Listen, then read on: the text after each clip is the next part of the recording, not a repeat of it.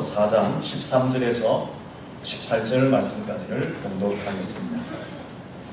형제들아, 자는 자들에 관하여는 너희가 알지 못함을 우리가 원하지 아니하노니 이는 소망 없는 다른 이와 같이 슬퍼하지 않게 하려 함이라. 우리가 예수께서 죽으셨다가 다시 살아나심을 믿을진대 이와 같이 예수 안에서 자는 자들도 하나님이 그와 함께 데리고 오시리라. 우리가 주의 말씀으로 너희에게 이것을 말하노니 주께서 강림하실 때까지 우리 살아남아 있는 자도 자는 자보다 결코 앞서지 못하리라. 주께서 호령과 천사장의 소리와 하나님의 나팔 소리로 친히 하늘로부터 강림하시리니 그리스도 안에서 죽은 자들이 먼저 일어나고 그 후에 우리 살아남은 자들도 그들과 함께 구름 속으로 끌어올려 공중에서 주를 영접하게 하시리니 그리하여 우리가 항상 주와 함께 있으리라. 그러므로 이러한 말로 서로 위로하라. 아멘. 할렐루야. 인사하겠습니다. 잘 되고 있습니다. 더 잘 될 것입니다. 한 번 더 옆 사람에게 인사할까요? 주님 다시 오십니다. 오늘 설교는 조금 딱딱할 수가 있습니다. 딱딱하시더라도 졸지는 마시고 잘 들어놓으시면 영혼의 귀한 양식이 될 줄로 믿습니다. 예수님은 인생들에게 행복을 주는 사역을 하셨습니다. 사람들을 억압하고 고난을 주고 율법으로 정죄하고 사람들을 올가매고 누르고 사로잡는 사역을 하신 것이 아니라 자유와 해방과 평화와 기쁨을 행복을 주는 사역을 예수님께서는 하셨습니다. 어둠을 물리치고 빛의 사역을 하셨습니다. 사망을 물리치는 생명의 사역을 하셨습니다. 인생의 문제, 질병을 물리치는 치유와 회복의 사역을 하셨습니다. 죽음과 죄와 사단의 권세를 깨뜨리는 사역을 하셨습니다.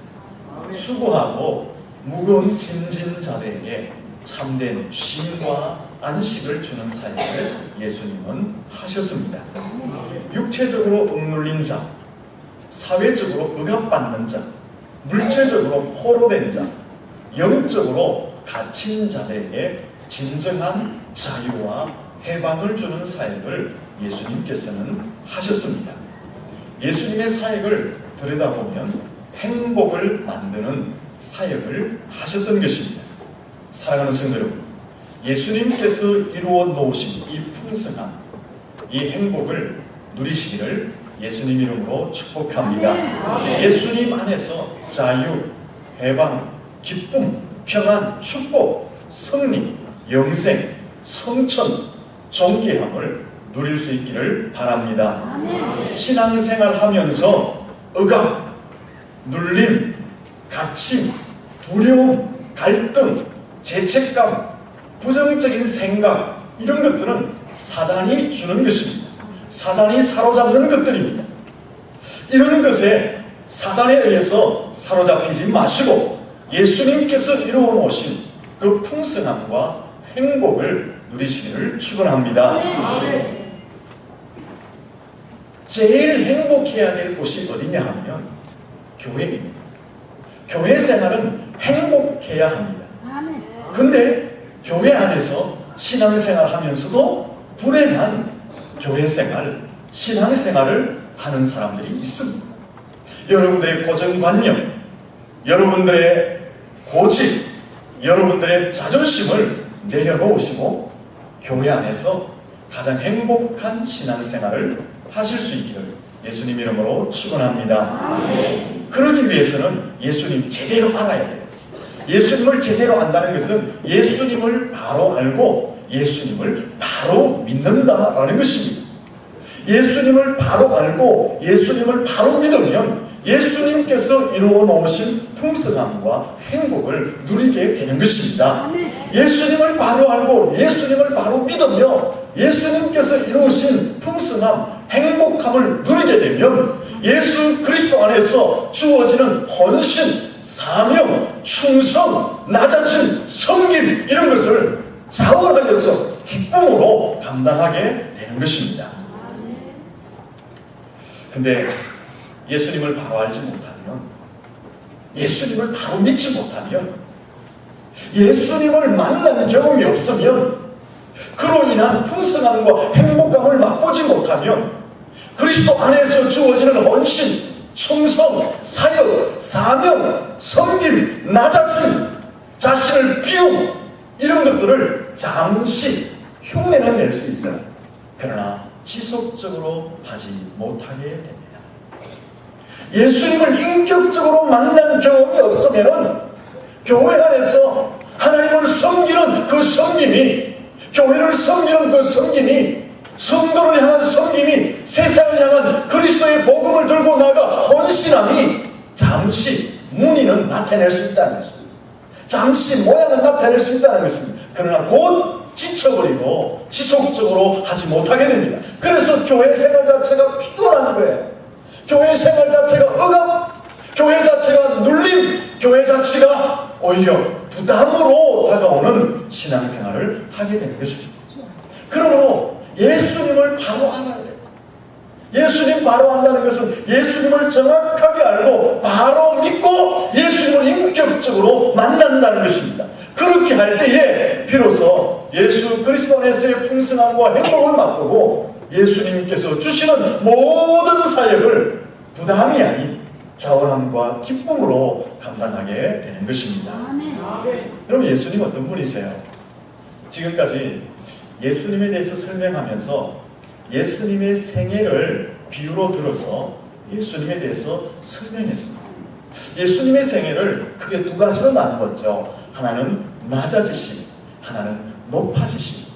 예수님의 낮아지심은 예수님이 하나님과 동일한 신적 영광을 가지셨는데 그 신적 영광을 포기하시고 이 땅에 사람의 몸으로 오신, 그리고 사람의 몸으로 오셔서 사람이 지켜야 할, 복종해야 될 율법을 지키신, 그리고 사람들이 경험해야 할 인생의 어려움과 한계상을 경험하신, 그리고 십자가에서 고난당하신, 그리고 죽으심과 무덤에 장사 지내신 하나님 그분이 사람의 몸으로 이 땅에 오신 자체가 낮아지심이라고 설명을 드렸습니다. 근데 예수님은 낮아지심으로 존재해 계시지 아니하시고 다시 높아지셨다라고 설명드렸습니다. 예수님의 높아지심은 첫째는 부활입니다. 부활 이후에 성천하셨습니다. 성천하시고 하나님 보좌 우편에 지금도 앉아 계시고 계십니다. 그 보좌 우편에 앉아 계시는 분은 세상 끝날에 이 땅에 재림주로 내려오시게 되는 것입니다. 이것을 통칭하면은 다시 사람의 몸에서 하나님의 영광을 회복하신, 신적 영광을 회복하신 이것을 예수님의 높아지심이라고 설명하는 것입니다. 오늘 마지막으로 예수님의 높아지심 네 번째, 재림에 관한 말씀을 드리려고 합니다. 예수님이 재림하신다라는 것입니다. 예수님이 재림하신다는 것은 어떤 의미입니까? 하나님 보좌 우편에 앉아 계셨던 그 예수님이 이 땅에 다시 오신다라는 것입니다. 재림하신다는 것입니다. 어떻게 예수님이 재림하시는 것이 높아지심이냐라는 것입니다. 여러분 잘 이해하셔야 돼요. 2000년 전에, 지금부터 역사적으로 2000년 전에 오신 예수님을 초림의 예수님, 처음 이 땅에 오셨다고 초림의 예수님이라고 표현합니다. 그 초림의 예수님은 낮아짐의 예수님, 즉 사람의 몸으로 종의 모습으로 오신 예수님이었습니다. 근데 다시 이제 장차 세상 마지막 날에 오실 예수님은 사람의 몸으로, 종의 몸으로 오시는 것이 아니라 왕의 모습으로, 통치자의 모습으로, 심판주의 모습으로 오시는 것입니다. 죄와 죽음과 사단의 권세를 깨뜨리고 승리하신 그 왕의 모습, 그리고 우주 만물을 다스리는 통치자의 모습, 그리고 세상 만물을 심판하시는 심판주의 모습으로 오시는 것이기 때문에 예수님 재림 자체가 높아지심, 예수님의 재림은요, 예수님의 높아지심의 극치라고, 최고라고 말할 수가 있는 것입니다. 예수님의 재림은 반드시 있는 줄로 믿습니다. 왜 그럴까요? 조금 전에 말씀드렸죠. 2000년 전에 이 땅에 사람의 몸으로 오신 예수님, 그것을 초림의 예수님이라고 말씀드렸어요. 이 초림의 예수님이 오심으로 신약이 시작되었잖아요. 그 전에 있는 것을 구약이라고 말하거든요. 예수님 오시기 전에 말씀. 이 구약 말씀에 보면은 예수님이 이 땅에 사람의 몸으로 오실 것이다, 예수님에 관한 내용이 350회 정도 예언되어져 있습니다. 근데 그 구약에 예언되어진 예수님에 관한 말씀들이 예수님이 이 땅에 오시고 사역하는 가운데 그대로 이루어졌습니다. 그대로 이루어졌습니다. 근데 더 중요한 것은 초림으로 오시는 예수님의 말씀이 그대로 이루어졌을 뿐 아니라 앞으로 장차 오실 재림주 예수님에 관한 약속의 말씀들이 신약 성경에만 해도 300수십 번이 말씀되어 있고, 신구약 성경을 통틀어서 예수님의 재림에 관한 말씀이 1500여 회가 기록되어져 있습니다. 다시 말씀드립니다. 예수님이 이 땅에 사람의 몸으로 오실 것에 대한 예언의 말씀이 이루어진 것처럼 다시 재림주로 오실 예수님에 관한 1500여 회의 말씀도 반드시 이루어지리라는 말씀인 것입니다. 하나님의 말씀은 1.1획도 땅에 떨어짐 없이 그대로 신실하게 이루어질 줄로 믿습니다. 이미 그것이 역사가 증언하고 있는 것입니다. 그 역사의 증언을 따라서 예수님께서 다시 분명히 재림하실 줄로 믿습니다. 예수님은 반드시 재림하십니다. 그러면은 예수님이 재림하실 때에 어떤 모습으로 재림하실까요? 오늘 좀 딱딱하다고 말씀드렸습니다. 그러나 굉장히 중요한 말씀입니다. 어떤 모습으로 재림하실까요? 성경에 보면 예수님의 재림에 대해서 굉장히 상세하게 설명하고 있습니다. 계시록 1장 7절에 보면 볼지어다 그가 구름을 타고 오시리라. 각 사람의 눈이 그를 보겠고 그를 찌른 자도 볼 것이요. 마태복음 24장 30절에 보면 그때에 땅의 모든 족속들이 통곡하며 그들이 인자가 구름을 타고 능력과 영광으로 오는 것을 보리라. 사도행전 1장 11절에 보면 하늘로 올라가심을 본 그대로 오리라. 오늘 본문 말씀 16절을 보십시오. 예수님의 재림의 모습을 설명하고 있습니다.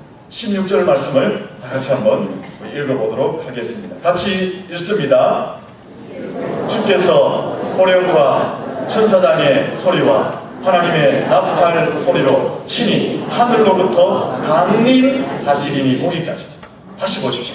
주께서 재림의 모습입니다. 호령과, 이 호령이라는 것은요, 이 왕이 길을 갈 때에 왕이 길을 간다는 것을 알리는 큰 소리입니다. 왕이 뭐라고 이야기하죠? 행차하신다, 무릎을 꿇어라, 이제 그리고 호령이에요. 그 호령 소리와 천사장의 소리와 하나님의 나팔 소리가 팍 울리는 가운데 하늘로부터 예수님이 강림하세요. 그 강림하시는데 다른 성경에는 예수님이 구름을 타고 강림하신다라고 말씀하고 있습니다. 이 예수님에 관한 재림의 말씀들을 종합해보면 예수님의 재림의 모습은 첫째로 모든 사람들이 보는 가운데 재림하신다는 것입니다. 둘째는 호령과 천사장의 소리와 하나님의 나팔 소리가 장엄하게 울리는 가운데 예수님이 재림하신다는 것. 셋째는 예수님이 구름을 타고 이 땅에 재림하신다는 것입니다. 다시 요약하면 예수님의 재림은 온 인류 모든 사람들이 보는 가운데 호령과 천사장의 소리와 하나님의 나팔 소리가 장엄하게 울리는 가운데 구름을 타고 이 땅에 역사적으로 이루어지게 된다는 것입니다. 그때 예수님의 모습은 바로 왕의 모습이요, 통치자의 모습이요, 심판주의 모습으로 재림을 하게 되는 것입니다. 좀 더 설명드리면 예수님의 재림은 공개적으로 이루어진다라는 것입니다. 살짝 우리 교회만 오는 게 아니에요. 살짝 예수 잘 믿는 민족 나라에만 오는 게 아니에요. 모든 인류가 동시에 볼 수 있는 하나님의 초자연적인 역사를 통해서 함께 볼 수 있는 공개적인 가운데서 예수님께서 재림하실 것을 말씀하고 있는 것입니다. 그러므로 지금 있잖아요. 구석구석에서 내가 하나님이다, 내가 예수님이다, 내가 어머니 하나님이다, 이렇게 가르치고 주장하는 곳이 있으면 뭐라고 보면 됩니까? 얄궂은 곳이다, 이런 것입니다. 이단이라는 것입니다. 사입이라는 것입니다. 성경과 전혀 다른 잘못된 집단들이라고 보시면 정확합니다. 그런데 많은 성도들이 이러한 잘못된 논리와 이론 속에 미혹되어서 넘어가더라는 것이, 인간 자신이 하나님이라고 말하고 예수님이라고 말하고 어머니 하나님이라고 말하고 어머니 예수라고 말하는데도 거기에 성도들이 미혹되어서 넘어가서 그것을 추앙하고, 그 사람이 죽었는데도 그것이 하나님이라고 믿고 어리석게 넘어간다. 사랑하는 성도들, 우리 대성교회 성도님들은 주님 다시 오실 때까지 미혹되지 않기를 축원합니다. 주님 다시 오실 때까지 십자가의 길을 달려갈 수 있기를 축원합니다. 주님 다시 오실 때까지 나는 반주에 맞춰서 불러봅시다. 주님 다시 오실 것을 기대하면서 찬양을 한번 드려보겠습니다. 저도 저번 길 달려가리라.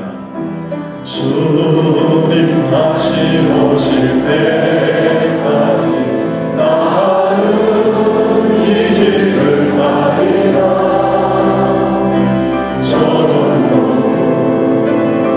좁은 길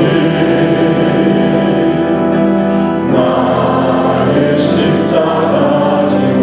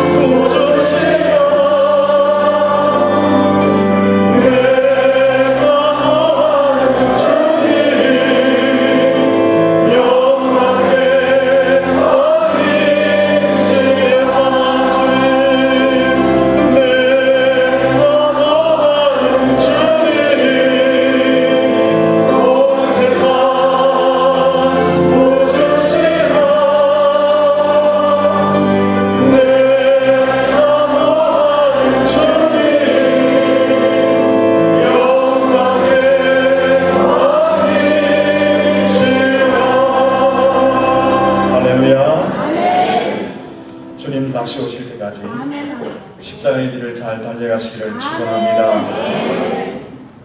예수님 다시 오실 때에 어떤 일이 일어날까요? 예수님 다시 오실 때에 사람들에게, 죽은 사람, 살아있는 사람들에게 어떤 일이 일어날까요? 예수님 재림 시에 예수님 안에서 죽은 자들이 먼저 부활하여 일어나 주님을 영접하게 된다고 말씀하고 있습니다. 죽었던 성도들의 부활이 먼저 일어난다고 말씀합니다. 16절 말씀 보십시오. 다시 한번 16절 전체를 읽어보도록 하겠습니다. 주께서 호령과 천사장의 소리와 하나님의 나팔 소리로 친히 하늘로부터 강림하시리니 그리스도 안에서 죽은 자들이 먼저 일어나고, 그리스도 안에서 죽은 자들이라는 것은 예수 믿다가 죽은 자들을 의미하는 것입니다. 예수님이 이 땅에 재림하실 때에 예수 믿고 죽은 자들이 먼저 부활하여서 주님을 영접하게 된다라고 말씀합니다. 오늘 저와 여러분보다 먼저 앞서간 우리의 신앙의 선배들, 예수님 다시 오실 때에 신령한 몸으로 부활하여 주님을 영접하게 될 줄로 믿습니다. 바로 여러분의 부모님, 우리의 신앙의 선배들이 예수님 재림하시면 영광스러운 모습으로 부활하게 되는 것입니다. 그러면 지금 우리가 살아있잖아요. 우리가 살아있을 때에 예수님이 오시면 살아있는 자들은 어떻게 될까요? 살아있는 성도들은 신령한 몸으로 부활하여 공중으로 들림을 받고 공중에서 주님을 영접하게 될 줄로 믿습니다. 17절 말씀 같이 한번 읽어보겠습니다. 그 후에 우리 살아남은 자들도 그들과 함께 구름 속으로 끌어올려 공중에서 주를 영접하게 하시기니 그리하여 우리가 항상 주와 함께 있으리라. 아멘. 그 후에라고 말하죠. 그 후에라는 것은 뭡니까?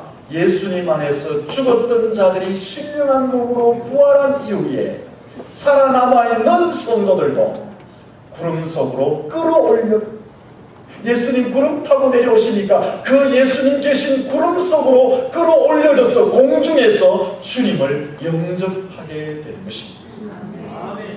세계 각국에서 죽었던 영혼들이 다 살아납니다. 그 이후에 살아남아있는 이 땅에 있는 성도들도 공중으로 끌어올려 주님을 영접하게 되는 것입니다. 우리가 살아있을 때 예수님 오시면 이 영광을 체험하게 될 줄로 믿습니다. 우리의 신앙의 선배들을 보면 기도 제목이 그거 있어요. 하나님, 나 살아있을 때 예수님 좀 보내주세요. 그분들이 많이 돌아가셨어요. 그게 우리의 신앙의 선배들의 소망이었어요. 그 주님의 재림을 고대하는 그 재림의 신앙을 가지고 우리의 신앙의 선배들이 살아갔다라는 것입니다. 성도들의 몸은 어떻게 변화된다고요? 살아있는 성도들의 몸.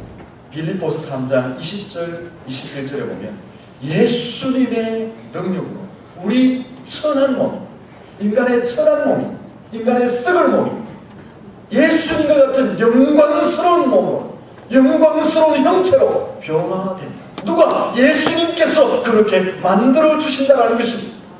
우리는 이해할 수 없지만 예수 그리스도의 초자연적인 능력으로 눈 깜빡할 사이에 우리의 육체적으로, 우리의 영적으로 신령한 형체, 예수님과 같은 몸으로 변화시켜서 우리를 공중으로 끌어올려 주님을 영접하게 하신다라고 말씀하고 있는 것입니다.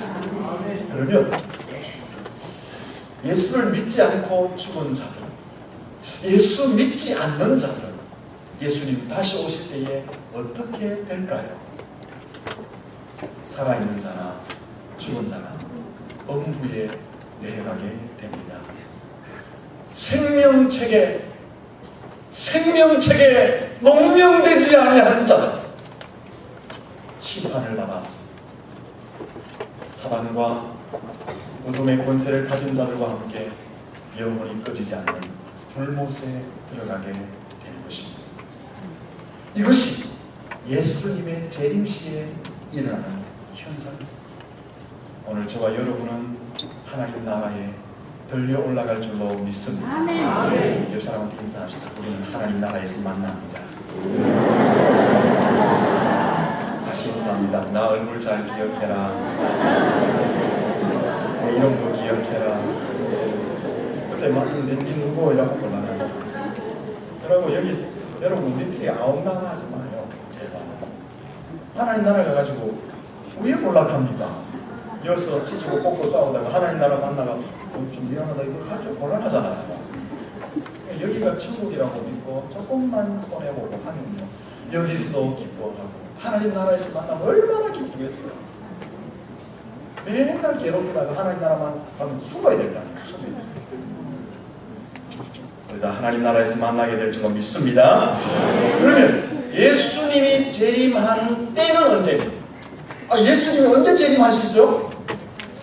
언제 재림하세요? 아시는 분 손 들어보세요. 제가 상금을 드리겠습니다. 아무도 없으신 그날과 그 시간, 예수님의 재림의 날과 시는 정확하게 알 수가 없습니다. 왜냐하면 성경 속에서 예수님의 재림의 일자를 분명하게 맹시하고 있지 않기 때문에 그렇습니다. 성경 마태복음 24장 36절에 보면 그러나 그날과 그때는 아무도 모른다는 것입니다. 그래서 24장 42절 이하에 보면 그러므로 깨어있으라. 왜? 그날과 그 시를 아무도 모르니까 깨어있으라. 그렇게 말씀하고 있는 것입니다. 여러분, 예수님의 재림의 날짜, 시간은 성경에서 정확하게 말하고 있지 않습니다. 따라서 예수님 재림할 날짜 이야기하고 시간을 이야기하면 또 뭐라고요? 예? 얄궂은 사람. 나 이단입니다. 모르겠습니다. 성도들 보면요, 희한해요. 우리 목사님은 성경 그런 말 안 하던데 성경책 갖다 놓은 거 다 딱 맞대. 정신처럼 이야기해요. 진짜 똑똑한 것 같은데 정신이다. 성경 말씀에 예수님의 재림 날짜를 분명하게 이야기 안 했는데 이걸 어디서 날 숫자를 끼워 맞춰와가 예수님 재림한다. 와, 내가 태어나서 뜻도 보도 못한 말씀 들었다 하는 거거든요. 저도 목사 말할 때는 한 귀로 듣고 한 귀로 흘렀거든요. 뭐 이단한테 가서는 꼬여가지고 너무 많이 죄송합니다. 인사합시다. 정신되지 맙시다. 오늘 좀 딱딱한 거 하다 보니까 내가 이렇게 됐어요. 계속 뭐 이렇게 이야기하면 그 다음 생각이 분명한 사실은요, 우리나라도 있었잖아요. 뭐 맨날 매달 며칠 온다 해가지고 재산 다 팔고, 다른 나라에는요 예수님 안 오시니까 자살까지 죽어야지 예수님 오신다 다 자살. 이렇게 날짜를 맹시하는 이유 중에 가장 큰 이유가 뭐냐면요, 내일 예수님 오니까 뭐하라 그래요? 예? 내일 예수님 오면 뭐 해야 되겠어요 여러분? 재산 팔아가 목사한테 바쳐야 돼요. 그거 속아 넘어간다니까요. 절대로 그러면 안 돼요. 절대로. 그런 사람이 우리 교회는 한 사람도 없기 때문에 제가 이야기하는 거예요. 우리 교회는 다 똑똑해요. 성경에는 분명히 말합니다. 그날과 그 시는 하나님이 정확하게 말하지 않는다. 근데 또 말하는 게 있어요. 뭘 말합니까? 예수님이 이 땅에 재림할 날이 가까웠음을 징조를 보고 알 수 있다고 말했어요. 정확한 날짜는 모르지만 예수님이 올 때가 다 되었구나라는 것은 나타나는 여러 가지 징조와 현상들을 보고 가까움을 알 수는 있다 라고 말하고 있습니다. 어떤 가정에 아버지가 먼 곳에 여행을 가게 되었어요. 근데 아들이 물어요. 아버지 언제 돌아와요? 그러니까 아버지가 가을쯤에 돌아온다 라고 말하려고 하니까 아이가 어리니까 가을에 대한 개념이 없는 거예요. 그래서 아이를 데리고 정원으로 나갔어요. 딱 정원 나가니까 이제 봄이 되어서 새싹이 좋나. 야야 저 새싹을 보아라. 저 새싹이 조금 있으면 잎사귀가 된다. 또 한여름을 가는 게 큽니다. 가을이 되면 어떻게 되는데 노랗게 물이 들 것이다. 그리고 이 노랗게 물든 것이 떨어질 것이다. 그때 되면 누가 와요? 이 아빠가 올 것이다. 이 아들이 아버지가 떠난 다음에 매일 그 새싹을 보는 거예요. 조금 지나니까 커지고 잎사귀가 되고 이게 커지는 거예요. 가을이 되니까 노랗게 되는 거예요. 어느 날 나가보니까 나뭇잎이 우수 떨어져 있는 거예요. 그러니까 집안에 다 달려가가 엄마 이제 아빠가 좀 있으면 올 거야. 어떻게 알아? 아빠가 말했거든. 나뭇잎이 떨어지면 아빠가 온다 그랬거든. 그게 징조라는 것입니다. 성경에도 그래요. 예수님이 언제 올 것인지 분명한 날짜는 말하지 않지만 여러 가지 현상과 징조를 보면 예수님이 오실 때가 다 되었다는 것을 알 수 있도록 만들어 놓았다고 성경에서 말하는 거예요. 그러면 예수님이 가까이 온 것을 성경에는 어떤 징조를 통해서 보여주고 있을까? 어떤 징조를 통해서 보여줄까요? 제가 간략하게 말씀드립니다. 첫째는 사람들이 극도의 정신적인 불안 증세가 있습니다. 여러분 불안하시죠? 요즘 사람들이 다 불안하죠. 이게 말세의 현상입니다. 둘째, 정오 지수가 미움이 아무것도 아닌 사람한테 괜히 미워요. 그래서 지나가는 사람 그냥 가고 죽이는 일들도 일어나죠. 사람에게 정오십니다. 셋째는 소돔과 고모라 시대처럼 도덕적인 부패, 도덕적인 부패. 여러분, 우리는 예수 믿으니까 잘 모르는데 세상 사람들은 말 못할 줄. 넷째, 배교와 거짓 선자. 배교라는 것은 예수님을 배반한다는 거예요. 거짓 선지라는 것은 말씀을 잘못 전하는 사람들이 참 많다는 거예요. 그런 사람들이 많죠.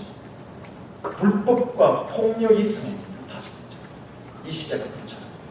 다음에 재림을 기록한다. 아니, 예수님 오길 뭘 와? 안 믿는다. 오늘 여러분 마음속에 그런 마음 없어요? 예수님 오시길 뭘 와? 여기가 좋지. 이런 마음들이 자꾸 일어나요. 다섯째는 극도의 배금. 일곱 번째는 극도의 배금 중 황금 만능 중. 돈이면 다 된다. 그러니까 돈 때문에 막 눈이 파래서 돈 하나 때문에 막 발발발 떨고 살아. 돈이면 다 하고 살아. 여덟 번째는 박해. 예수 믿는 사람들이 박해를 받을 때가. 그리고 아홉 번째는 지식 증가. 정보가 막 많아져. 스피드 시대. 교통 엄청나게 빠르잖아요. 요즘 인터넷에 보니까 런던에서 동경까지 2시간만 하면 비행기 타고 이제 오는 걸 만들어요. 왜 적용된 게 엄청나게 빠르다. 그 다음에 열 번째는 천재지변, 지진, 기근, 이상기후. 이것을 우리가 더 말할 필요 없죠. 다음에 아마겟돈, 전쟁이 많이 일어나. 즉 그리스도가 나. 그리스도에 대한 반대 세력들이 나. 그리고 세계의 복음의 역사가 왕성하게 일어나는 역사가 일어난다. 제가 간략하게 말씀드렸습니다만 여러분이 사실 이 시대에 이런 현상들이 나타나고 있다는 것을 민감하게 느끼고 있을 것입니다. 결국은 예수님의 재림의 때가 가까워왔다라는 것입니다. 재림 준비를 잘 하시기를 축원합니다. 그럼 왜 재림하실까요? 왜 재림하시죠? 왜 재림하시죠? 첫째는 계시록 21장 4절 말씀 보면 성도들의 눈물을 닦아주고 있습니다. 여러분의 눈물을 닦아준대요. 왜 눈물을 닦아줄까요? 제약된 세상, 험한 세상에서 믿음으로 살려다 보니까 여러 가지 어려운 일 많이 당하잖아요. 그래서 막 눈물을 흘리잖아요. 예수님이 믿음으로 살려고 몸부림친 그들의 흘린 눈물을 닦아주기 위해서 하려고 품어가지고 고생했지 하면서 눈물 닦아주기 위해서 예수님 오시지. 또 하나는 그 눈물을 닦으시고 여러분이 행한 삶을 통해서 상급을 주시기 위해서 오십니다. 우린 다 면류관 받게 될 줄로 믿습니다. 자, 다시 옆 사람 머리 한번 보세요. 머리 위에 뭐가 있습니까? 네? 면류관이 보입니까? 영적인 눈으로 보셔야 돼요. 개털 모자는 빨리 벗기시고. 항상 예수님이 다시 오시면 내게 눈물을 닦으시고 상급을 주십니다. 또 하나 하는 게 있습니다. 심판, 공의의 심판. 아까 말씀드렸죠.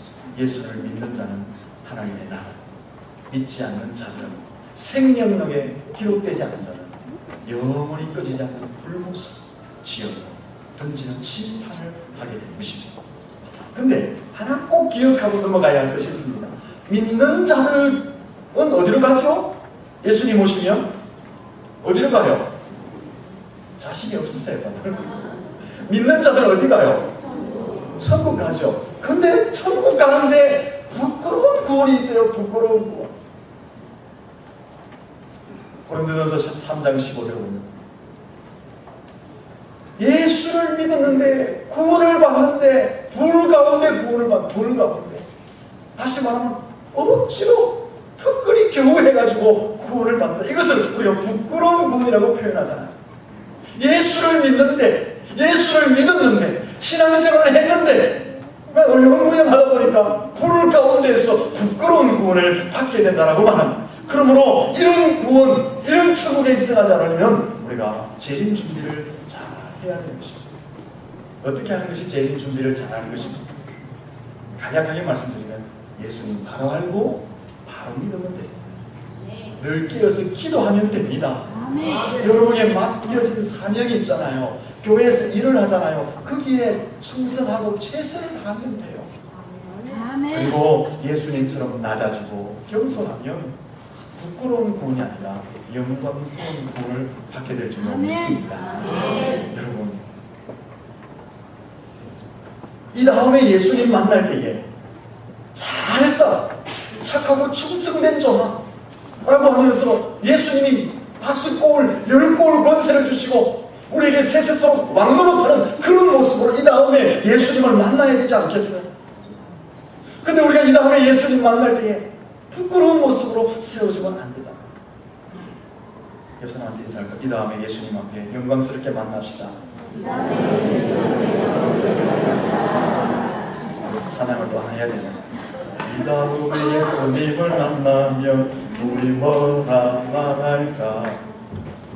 그때에는 부끄러움 없어야지. 예수님 만날 때 무슨 말 할까요? 이 다음에 예수님을 보고 우리 뭐라 말할까? 그때에는 부끄러움 없어야지. 그때에는 부끄러움 없어야지. 우리 서로 사랑. 하나님이 가르쳐준 한 가지. 하나님이 가르쳐준 한 가지. 내 이웃을 내 몸과 같이, 내 몸과 우리 다툼, 시기, 질투, 불고 우리 서로 사랑해. 우리 서로 사랑해. 할렐루야. 이 다음에 예수님 만나고 후회해도 소용이 없습니다. 변명도 통하지 않습니다.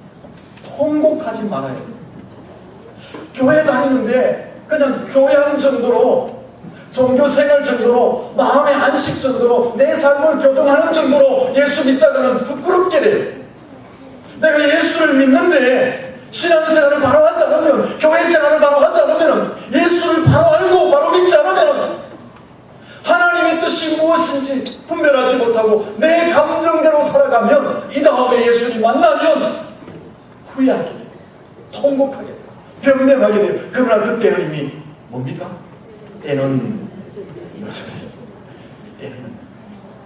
그러므로 오늘 여러분에게 주어진 일에 최선을 다하시기를 축원합니다.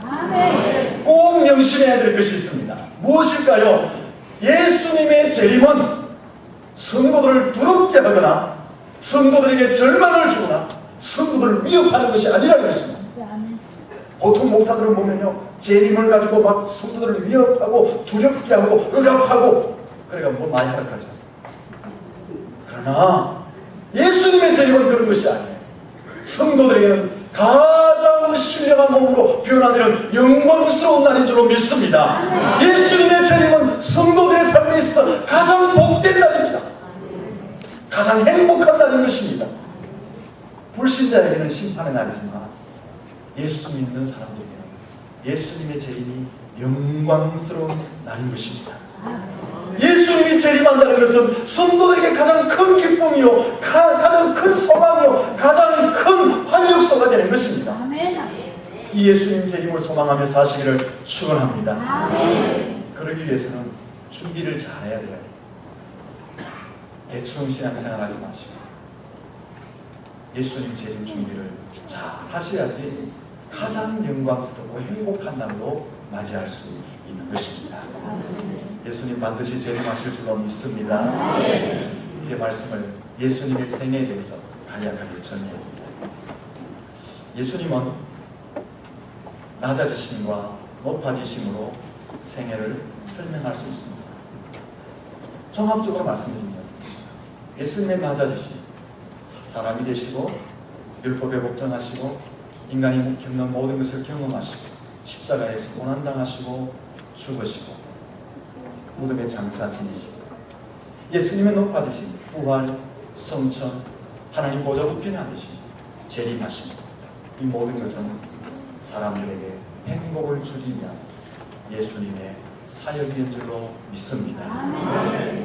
모두 한결같이 여러분을 위한 예수님의 사랑인 줄로 믿습니다. 어떤 사랑이에요? 여러분의 죄를 용서해주고 구원하시기 위한 예수님의 사랑의 사역이었습니다.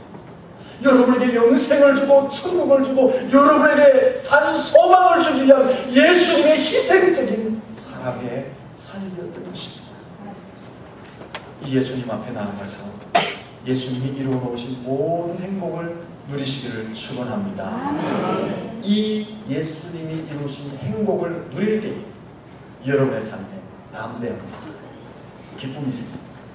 이 예수님이 이루신 것을 내가 누릴 때에 기쁨으로 하나님을 위해서 살아갈 수 있게 될 것입니다. 사랑하는 성도 여러분, 예수님에 대해서 다시 한번 깊이 묵상하시고 바로 알고 바로 믿어서 여러분의 삶이 행복하고 여러분의 남은 인생이 하나님을 기쁘시게 하기를 예수님 이름으로 축원합니다. 기도하겠습니다.